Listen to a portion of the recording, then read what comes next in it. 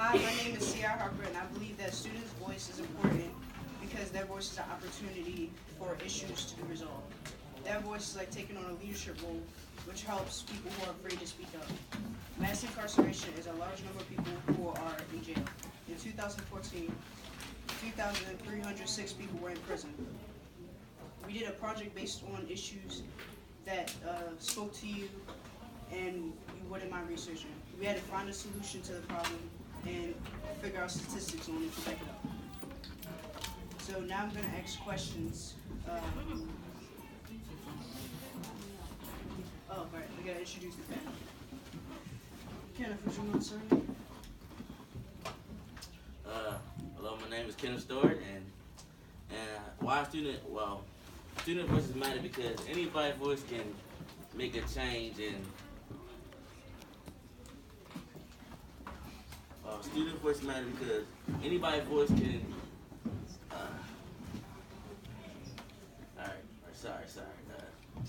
Student voices matter because everybody's voice matters, and anybody's voice is able to make a change.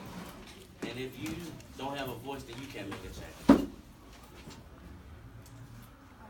Hi, my name is Destiny Walters. Student voice matters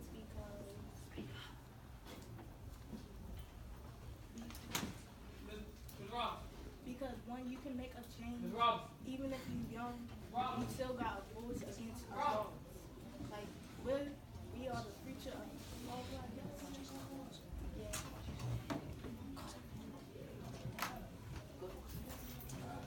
My name is Dana Dixon, and my voice is important on this issue because I got good ideas. I believe I can make it happen. Hello, my name is Janard Bailey. As a student, I believe our opinions and views on certain ideas are important because us as young adults are the future, and our thoughts and opinions decide our future. Okay. Next, I'm going to ask the panelists a question based on mass incarceration issues. I'm going to start with Janelle. Why is mass incarceration a problem? What is so bad about having so many people in prison? Mass incarceration is a problem because it is overpopulating our prisons, and then we need more money to build more prisons. And right now there's a problem with the school-to-prison pipeline, which is taking money from schools and giving it to prisons. And then it's so bad about having so many people in prison because first you're overpopulating it, which is causing more money because you have to create more. And then you have people's families being broken up, and you also have too many people in jail. And then when people's families break up, it starts to create bad things. Like if someone's father got arrested, like that kid started to do bad things, and then they get arrested, and then it starts to become a habit. Okay. So the next question is for Destiny. There's a lot of talk about racial profiling by the police. As a young adult, can you speak about what this looks like in our city? Well, when I say this look not real good, especially on our police, because we got police in our community trying to help us, but how can we trust them really? They trying to profile us on our skin color and how we look. In one study, black drivers were twice as likely to be sought and searched by cops, even though white drivers are 26% more likely to have drugs or guns illegally. Okay. Next question is for Jalen. In your experience as a Baltimore resident, what are some ways that crime hurts our city and people in our cities? Last year there have been 433 homicides in our city, and as a Baltimore resident, it's crazy that I have to ride the bus at night, feeling unsafe in my own city where I live. Okay. Last question is for Kevin. What problem with mass incarceration is the effect it has on families of people who go to jail? Can you explain how someone going to jail impacts their families and families? Well, when somebody goes to jail, mother or father, that probably affects the child. Because the child, knowing that their parent is getting taken away, or that they just split up the family, or the family probably don't have enough money. And usually the child or the parent usually watch over the child, guide them to do great, but without the parent, the child may do bad and probably end up in prison. Next, we're going to talk about our own separate problems and our solutions. My problem was racial profiling by our law enforcement, and my solution was to create a program in police departments that would reduce this issue. You want to start this? So my problem was also racial profiling, but by the police. So my solution was to bring the community and the police together by doing like activities, helping like the young people and the communities and the cookouts and all that. Alright, my problem was also racial profiling.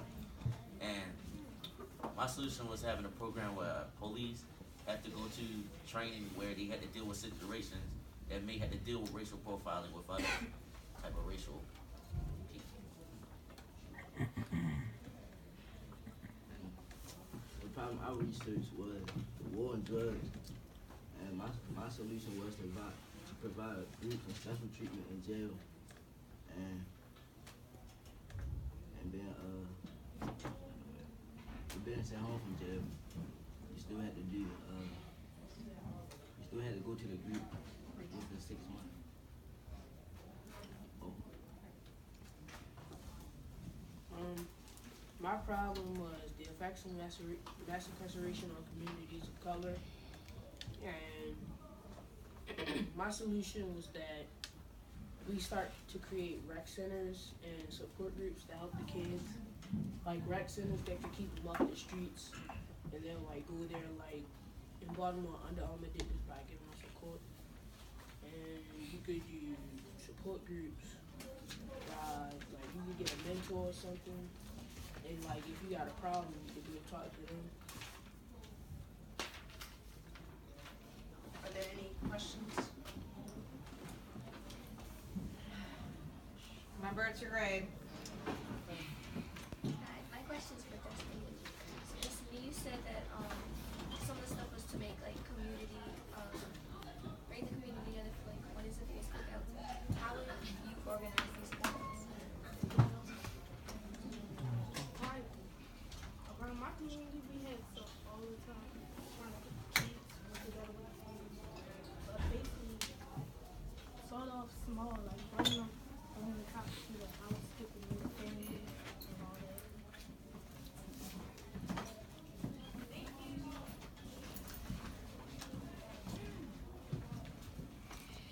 Amani? Question I have is for Kenneth. Some people say that parents have been locked up in jail and it's already impacting their family. Can you explain how it hurts their child's heart when their parents are in prison?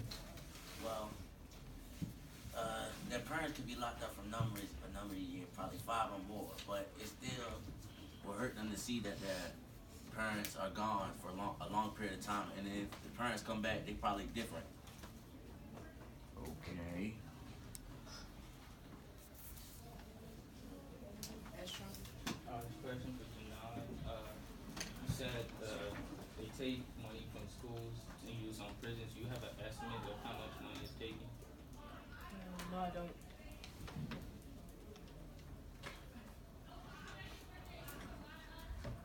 Any more questions? Amos? This is good to know. Are there any programs or things being done with the school prison pipeline? And if so, what are they? Yeah, there are programs such as our mayor right now. He said that he was gonna write us a blank check. That we could use it, and then we could use it for how much money we are in debt. Shakina? My question is for Kim. Since your thing is about racial profiling, what are some things that you looked up to see, like, what happens to people? Like, what are the stuff that you said?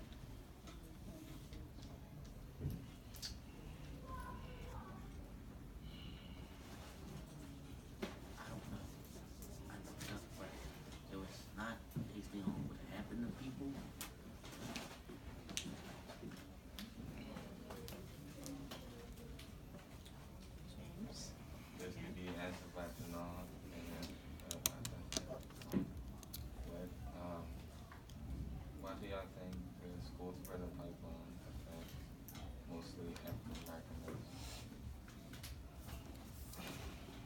Well, because the city is mostly populated by African Americans, and most of our school, and it's, the money is being taken away from city schools, because county schools still have all of their money, and mainly the money is being taken away from city schools. Alright, so my question is for Janelle.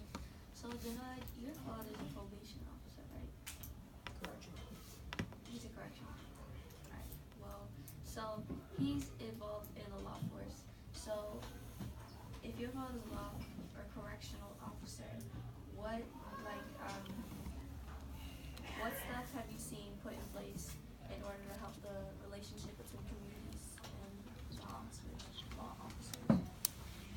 Well, they try to have things where, like, during the summer, I saw this where they had officers handing out, like, ice cream cones. They would, like, pull people over and they would give them an ice cream cone, and they thought that they were getting arrested or something. I think I read about that. Did your father do any of that? No, he just works inside the job. Alright, so, my question was, you said, this solution, I think, you said something about prison vaccine. So, would you do that in the city and the county, or just the city? Well, I was just doing it in the city because I feel like the city really needs more. Not saying that the county doesn't need certain things, but our city right now is definitely lacking. And I feel that if we can get as much stuff as we can for the city, we should. One question for Janelle. So like, what if the rec centers don't work? Like, what's another thing that you can do? Mentoring programs. So, in case, if the rec center doesn't work, I was saying that we could have like a different part for mentoring. So if you need help or if you want to talk to someone, you can talk to a mentor about what you're going. All right. And that concludes our presentation.